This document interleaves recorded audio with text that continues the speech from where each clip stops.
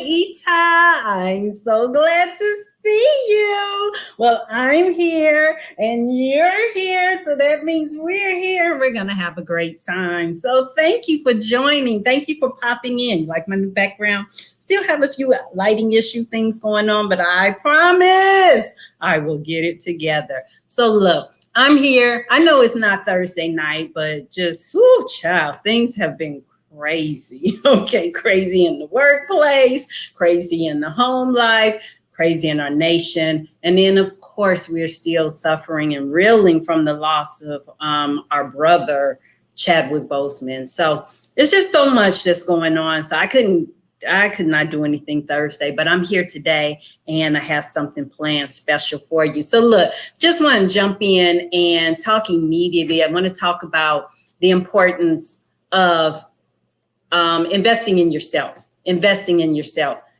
And your education is a part of your academic and your life foundation. Now, I know, I hear people say all the time, well, school isn't for everybody, and you don't have to have a degree to be successful. I hear all of that. I do, and I agree in part to most of it. As far as school not being for everybody, traditional schooling is not for everybody, but there are various platforms. But it is important that you as a student, you as parents, find the right platform for your student. But education is for everybody. Now that I truly believe. I also believe that no, not everybody has to have a 4-year college degree. No, of course not. Not everybody does not have to have that to be successful. That is true. And a degree does not make you successful. It just means you completed 4 years of education. You have to go in there and do the work. However, while a degree may not be required, you still need the skills. You still need the background knowledge. In some instances, you still need the certification. Therefore, that means you still need some form of education. So no, a degree is not for everybody. A degree is not required for all jobs. However, some certifications are, and definitely skill sets are needed. And how do you get that? Through an educational process. So I believe that education is a part of your foundation. I'm reminded of a message that I heard many years ago, back when I was like a sophomore in college. I was at the Tuskegee University in Tuskegee, Alabama, back in so this message that I heard was, my mother sent me the cassette. Yeah, we used to get cassette tapes, the messages were on cassettes. And I popped it in. It was called Building for Time and Eternity. And it was by none other than the Bishop, Charles E. Blake. And in this message, the bishop he gave the illustration of the 3 wise builders. And he made a cross-reference showing how there are builders who just run right into their lives. So they're just like students that run right into their lives. I'm gonna just jump out of high school and go straight into the workforce. And that works, that's fine. And but the one who took the time to build a strong educational foundation, when storms of life came, they were able to stand. They were able to withstand all the struggles because they had a nice, strong foundation. So does that mean that if I did not go to college right after high school, I can't be successful? Oh, of course not. Now you have work experience. Now add to that work experience some certifications or a degree, and then bam, you have a stronger foundation to build a stronger future for your life. So yes, don't be afraid to invest in your academic foundation. So kind of want to go through a couple things. I want to start by first talking to our parents, especially the parents of athletes. If you have an athlete in your household, please don't exploit your own child. And number 2, don't allow other people to exploit your children, because there are athletic programs throughout the nation who scour communities to find exceptional talent. And when they find these exceptional athletic abilities and talents, they want to bring them in to their programs, their sports programs at their schools. And I'm not upset about any of that. I'm not upset about you offering opportunities to students who otherwise would not have an opportunity to be exposed to that level of education or environment. I don't have a problem with that, none whatsoever. I have a problem when you take that child and instead of giving them a strong academic foundation, you put them in BS courses that do not prepare them academically to succeed at the next level, or even have a strong enough foundation to have a foundation so that they can go and get a job right out of high school if that's what they desire to do. I have a problem with that. I have an issue with that. So, but it cannot be done if parents did not allow it. So parents, you have to be diligent. You have to be vigilant and looking at the courses that your students are taking, watching, making sure these classes are true classes that are building an educational foundation for your student. We have to be diligent. We cannot allow ourselves to exploit our children and their talents, and we cannot allow other people to exploit them. Does that make sense? If not, shoot me a message and we can talk about it further. Number two, let's talk about these college athletes on 4-year scholarships and graduate with either one, a BS degree. And I don't mean BS as a bachelor assignment, but I mean BS as in a degree that you can't do anything with, in a major you can't do anything with, or they're not graduating at all. They are, enjoying all the benefits and the perks of being in an athletic program. They get to wear all the fancy gear and live in the nice accommodations. They get to do all of that, but they're not taking advantage of this degree that has been, and this educational opportunity that has been presented before them. They have access, athletes have access to tutorial services. They have access to their own individual tutors. There's no reason, none whatsoever, that you're not taking full advantage of this opportunity to build a strong academic foundation. I know everybody wants to go into the pros. I know, and going through college, to get to the pros is part of the process. I get it. But at the end of the day, you should have some education, some wisdom, and some knowledge, some academic coursework under your belt that will prepare you for either a life in professional sports, which is not likely, and that's just the truth. I'm not saying it can't be done. Of course, it's done every day. But when you look at the percentile, it's a greater chance that you'll be working a job than it is that you'll go into the NFL, the NBA, or any other national sports program. And that's just real talk. So we need to be prepared. Either way, whether you go in or you don't, because even if you go in, it's not lifetime unless you die early. It's not lifetime. So you have to be knowledgeable and know how to live in either environment that you find yourself in 4 years after you start college. So please, athletes, take advantage. Get that free education. Get that free education, because education is not free. It costs a lot of money to go to college. So please take advantage of this opportunity. Go to class, spend time with that tutor, learn the concepts. You can do this. You can do this. Now I want to harp on that. So let me keep it moving. All right. My next point is this. All of you who already may have your degrees, you have your undergrad degree, you have your industry certification, you are doing your thing, but you're ready to move on. You're ready to go to the next level, but you're not sure if this is the right time. Should I go back to school? Should I try for that? Should I take that next training so that I can get certification? My answer to you is yes. Yes. Now, do it now. Yes, now is the time. Absolutely. Go back and do it. You can do this. You can do this. The timing is now. Go ahead and do it. It doesn't get any easier. Yes, it's hard. Yes, it's time consuming. Yes, it costs money. All of that. And you know what? You are worth it. You are worth it. So go do it. Make that thing happen. Make it do what it do. Okay.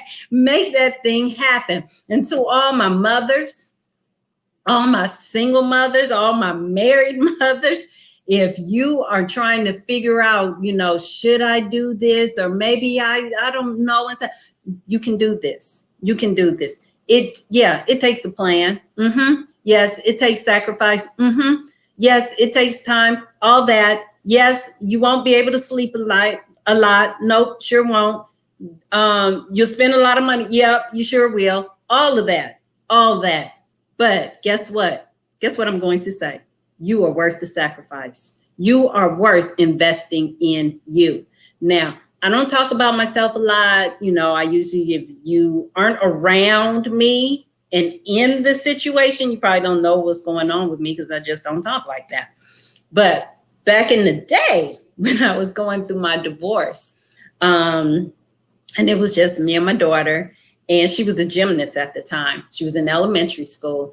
And I just want to show you what we went through to get to Dr. Naita. I didn't just wake up one day and, oh, I'm Dr. Naita. No, baby, it was a struggle. Okay. So she was in the 5th grade at this time. And I worked on the west side of the city. She went to school on the south side of the city. So I would work from like 8 in the morning to 3 in the afternoon. And then I would go in for my lunch break, and I would go and drive all the way to the south side, pick her up. We'd have lunch in the car while I'm driving back to the west side. And like I said, we would eat, we would chat about the day, and she would put on her leotards in the car, and, and cars would drive up and like, Doug, it used to be so funny. So then I would drop her off at gymnastics. Then I would go back to work until closing. Then there were days that I taught in the evening because, somebody had to pay for gymnastics. So, hey, that was me. So I had to teach in the evening. That was my extra income to accommodate her. And she did that. And then after either class was over or I was just stayed late at work, I would go back to the gym, sit with her for about an hour, watch what she's doing, and then we'd go home because she had practice. And in the 5th grade, she had gymnastics from 4 in the afternoon to 8:30 in the evening every day, Monday, Tuesday, no Wednesday, Thursday, and Friday. And then we would come home, she'd get her shower, I'd finish cooking dinner, we'd eat, and then she would start homework. When she was in elementary school, homework was about 45 minutes to an hour. But when she got to middle school and she was in one of those advanced prep schools, she would do homework until 11:30, 12:30 every night. Then we would start it again the next day. Mind you, I was working full time, I was teaching part time, and I was in school full time. So I then was doing my own homework. You would think, okay, well, at least you get to rest on the weekends. Not at all. She had 2 brothers that were playing D1 football. What? So one was at Vanderbilt and one was in Arkansas. And if either of them had a game within a 5 to 6 hour drive radius, we was in the car, burning up the road, going to various games. We would travel with her brother's biological mom. Yep. So you can make it work. Okay, the in-laws, ex-laws, whatever. Y'all can make it work for the sake of the kids. Yes, you can. Yes, you can. I don't want to hear that foolishness. It can work. So, but it takes 2 adults at the table. Hey, so we would drive, share a room, all of that. Go see these kids. We'd have food for them. I always made brownies, all kind of stuff for the kids. Go to the games, act a nut, then drive back. I finished my homework on Sundays. I cook on Sundays. So parents, if you're trying to figure out how do I balance it all, how do I do meal preps, hey, shoot me a quick email. I'll give you some strategies. I don't have a problem with that. But I'm here to tell you that it can be done. It can be done. I even have all kind of fundraising activities. Okay. So, just shoot me an email. I'm happy to share those strategies with you. It can be done, but it's up to you. It's up to you to make that choice to invest in yourself and then recognize your pace is not anybody else's pace. Okay. So while someone else can just shoot right through a program and you still doing it 1 or 2 classes at a time, that's all good and that's all dandy. Run your own pace. I remember when I started my dissertation, going to class for 4 years for the doctoral program was not a problem at all. I could do the classwork, man. I could read and write a paper, respond to other people, go to these colloquials every other month or however often, we had to go meet for weekends in Atlanta, or they had them in my city. So that wasn't a problem. That dissertation part was a piece of work. And I remember Tradai, he went through the program and he finished everything in a year. I was happy for him, but I was outdone. I was like, what? How could he get it done in a year's time?